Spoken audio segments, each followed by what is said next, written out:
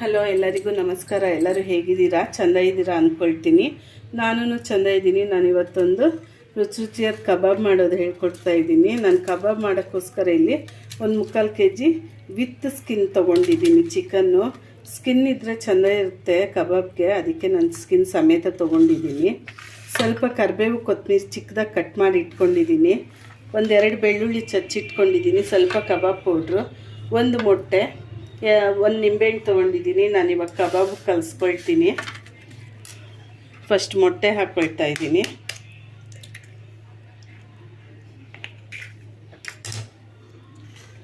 ನಾನಿಲ್ಲಿ ಹಚ್ಚಿಟ್ಕೊಂಡಿರೋ ಕೊತ್ತಂಬರಿ ಮತ್ತು ಕರಿಬೇವು ಹಾಕ್ಕೊಳ್ತಾ ಇದ್ದೀನಿ. ಬೆಳ್ಳುಳ್ಳಿ, ಇದಕ್ಕೆ ಉಪ್ಪು ಹಾಕೋದೇನು ಬೇಕಾಗಿಲ್ಲ, ಉಪ್ಪು ಪೌಡ್ರಲ್ಲೇ ಇದೆ. ನಾನು ಬೆಳ್ಳುಳ್ಳಿ ಸಿಪ್ಪೆ ಸಮೇತ ಚಚ್ಚಿಟ್ಕೊಂಡಿದ್ದೀನಿ. ಕಬಾಬ್ ಪೌಡ್ರ್ ಹಾಕ್ಕೊಳ್ತೀನಿ.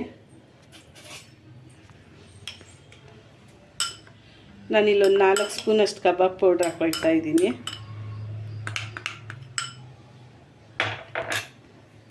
ಒಂದು ಅರ್ಧ ನಿಂಬೆಹಣ್ಣು ಹಾಕ್ಕೊಳ್ತೀನಿ.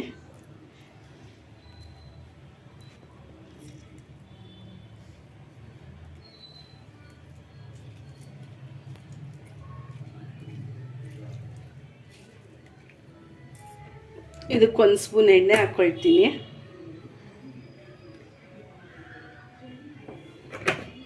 ಇದೆಲ್ಲ ಈಗ ನಾನು ಕಲಿಸ್ಕೊಳ್ತೀನಿ.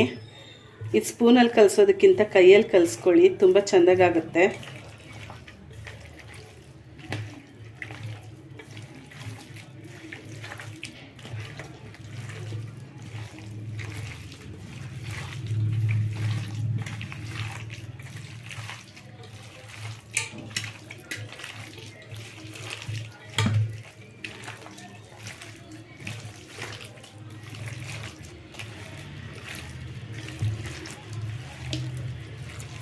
ಹೀಗೆ ಕಬಾಬು ಕಲಸಾಯಿತು.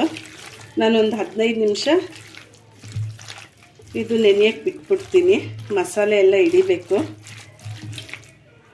ಇದೊಂದು 15 ನಿಮಿಷ ಹಾಗೆ ಇಟ್ಬಿಡ್ತೀನಿ.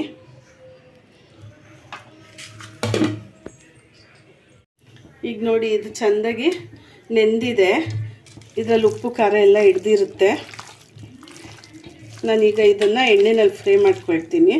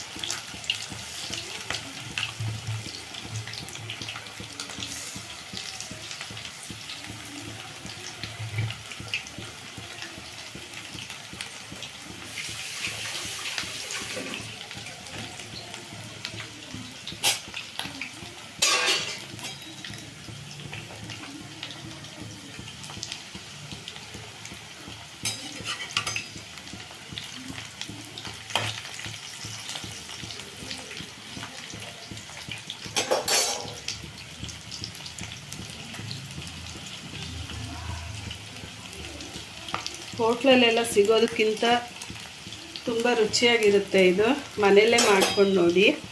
ಬೆಳ್ಳುಳ್ಳಿ ಸಿಪ್ಪೆ ಸಮೇತ ಚಚ್ಚಾಕೊಳ್ಳಿ.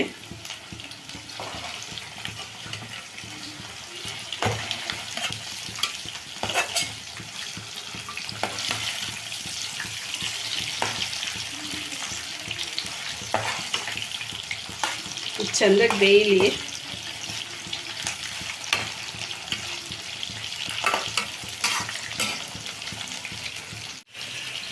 ನೋಡಿ, ಈಗ ಕಬಾಬ್ ಬೆಂದಿದೆ. ನಾನು ತೆಗಿತಾ ಇದ್ದೀನಿ.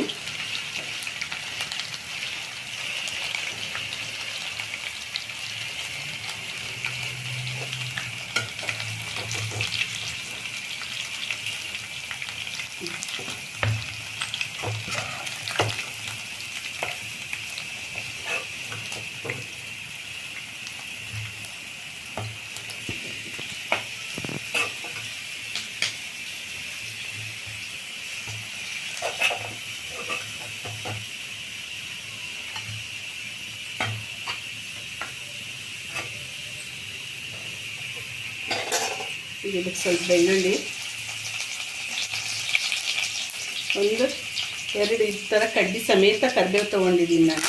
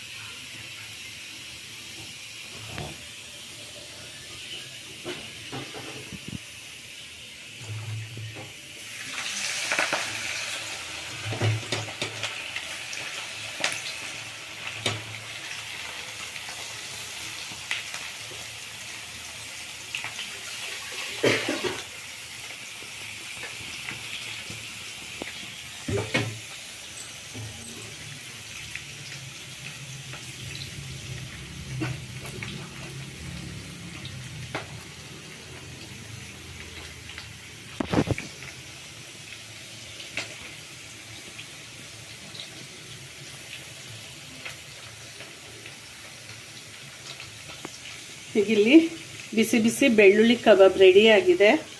ಬೆಳ್ಳುಳ್ಳಿ ಜೊತೆ ಕೊತ್ತಂಬರಿ ಕರಿಬೇವು ಹಾಕಿ ನೋಡಿ, ತುಂಬ ಅಂದರೆ ತುಂಬಾ ರುಚಿಯಾಗಿ ಬರುತ್ತೆ. ಸ್ಮೆಲ್ಲು ಅಷ್ಟೇ ಚೆಂದಾಗಿರುತ್ತೆ. ಒಳಗೆಲ್ಲ ಚೆಂದಾಗಿ ಬೆಂದಿದೆ ನೋಡಿ, ಎಷ್ಟು ಚೆಂದಾಗಿ ಬೆಂದಿದೆ. ಮೇಲೆಲ್ಲ ಗರಿ ಗರಿ ಇದೆ, ಒಳಗೆ ತುಂಬ ಸಾಫ್ಟ್ ಇದೆ. ಆ ಕರಿಬೇವ್ದು ಬೆಳ್ಳುಳ್ಳಿದು ಎಲ್ಲ ಫ್ಲೇವರ್ ತುಂಬ ಅಂದರೆ ತುಂಬಾ ಚೆಂದಾಗಿ ಹಿಡಿದಿದೆ. ನೀವು ಮನೆಯಲ್ಲಿ ಒಂದ್ಸಲಿ ಟ್ರೈ ಮಾಡಿ ನೋಡಿ, ಹೇಗಿತ್ತು ಅಂತ ತಿಳಿಸಿ. ಪ್ಲೀಸ್ ಎಲ್ಲರೂ ನನಗೆ ಸಪೋರ್ಟ್ ಮಾಡಿ, ಲೈಕ್ ಮಾಡಿ, ಶೇರ್ ಮಾಡಿ, ಸಬ್ಸ್ಕ್ರೈಬ್ ಮಾಡ್ಕೊಳ್ಳಿ, ಬೆಲ್ ಲೈಕ್ನ ಒತ್ತಿ. ಬಿಸಿಲು ಕಾಲದಲ್ಲಿ ಎಣ್ಣೆನಲ್ಲಿ ಕರೆದಿರೋ ಪದಾರ್ಥ ಅಷ್ಟೊಂದು ಒಳ್ಳೆಯದಲ್ಲ, ಮಾಡ್ಕೊಂಡು ತಿನ್ನಬೇಕು ಅಂತ ಅನಿಸುತ್ತೆ. 1-2-3 ಪೀಸ್ ಮಾಡ್ಕೊಂಡು ತಿನ್ನಿ ಸಾಕು. ಅದು ಆರೋಗ್ಯಕ್ಕೂ ಒಳ್ಳೆಯದಲ್ಲ ಎಣ್ಣೆನಲ್ಲಿ ಫ್ರೈ ಮಾಡ್ಕೊಂಡು ತಿನ್ನೋದು. ದೇವ್ರು ಎಲ್ಲರಿಗೂ ಆಯುರ ಆರೋಗ್ಯ ಕೊಟ್ಟು ಆಯಸ್ ಕೊಡಲಿ, ನೆಮ್ಮದಿ ಕೊಡಲಿ. Thank you.